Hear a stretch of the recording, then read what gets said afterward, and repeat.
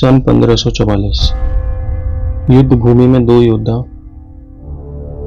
अपनी अपनी सेना के साथ आमने सामने खड़े थे, जिसमें से एक तत्कालीन भारत का सर्वाधिक शक्तिशाली अफगान शासक था, जिसकी सेना में 80,000 से ज्यादा सैनिक थे। दूसरी तरफ एक राजपूत शासक था, जो एक बहुत छोटी सी सैनिक टुकड़ी के साथ थे।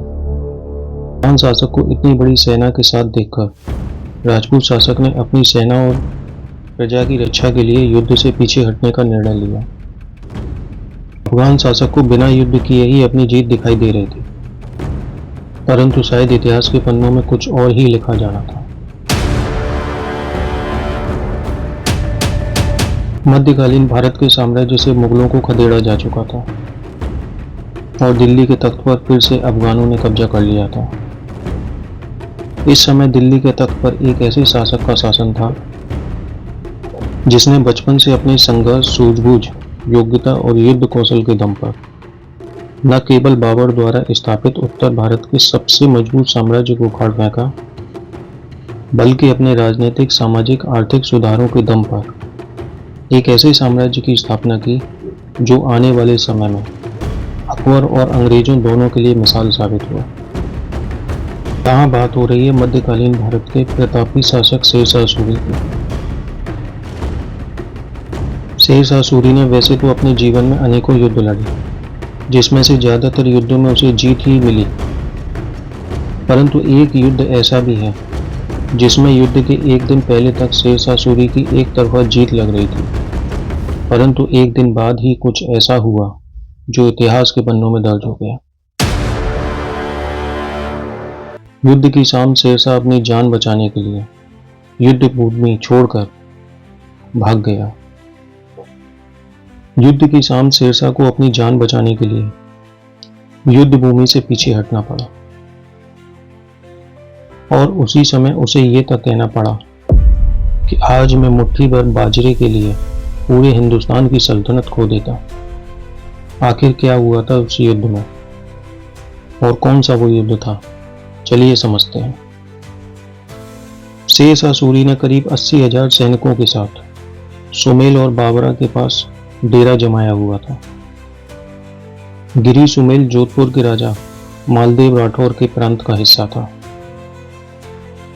इस सशस्त्र सेना की संख्या को देख राजा मालदेव ने युद्ध से पीछे हटने का निर्णय किया और अपनी सेना को लेकर जोधपुर के लिए रवाना हो गए। जब राजा मालदेव की सेना गिरी वापस लौट रही थी तो पनघट पर पानी भर रही महिलाओं से कहा गया था कि मुगल सेना आ रही है, वे भी घरों में चली जाएं।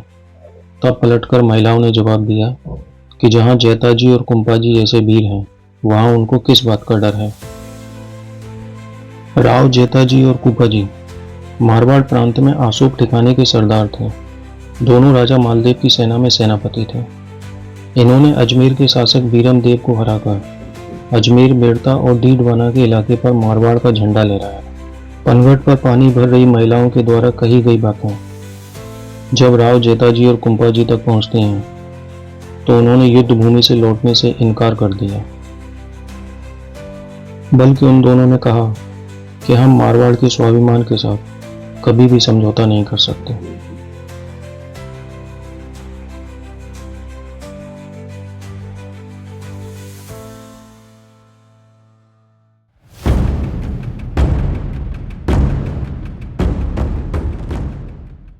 अगले दिन युद्ध में जैताजी और कुंपाजी सहित 36 कौम के लगभग 8,500 सैनिक भूखे शेरों की तरह शेरशाह की सेना पर टूट पड़े और देखते ही देखते शेरशाह के 35,000 सैनिकों को मार गिराया और खुद मारवाड़ की आन बान शान के लिए वीरगति को प्राप्त हो गए। युद्ध का परिणाम चाहे जो भी रहा हो, परंतु शेरशाह सूरी की मनोवैज्ञानिक हार हो चुकी थी। इस युद्ध को मारवाड़ के दो महान सेना नायकों के अदम्य साहस के लिए इतिहास के पन्नों में दर्ज किया गया है। यह आत्मसम्मान के लिए लड़ा गया युद्ध था। पाली जिले के गिरी सुमेल गांव में युद्ध के साक्ष्य आज भी मौजूद हैं।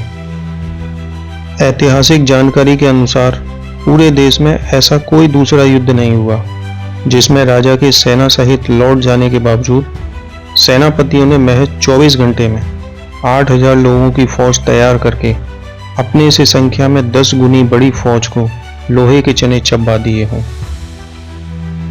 मारवाड़ की संस्कृति और मातृभूमि की रक्षा के लिए वैसे तो कई सारे युद्ध हुए, लेकिन उनमें गिरी सुमेल गांव का युद्ध आज भी सूरवीरों के अदम्य साहस के लिए जाना जाता है।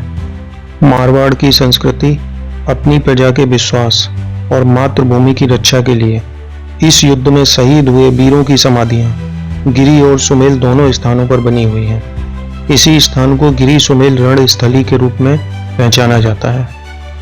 यहाँ 1982 से प्रतिवर्ष 5 जनवरी को बलिदान दिवस कार्यक्रम का आयोजन किया जाता है।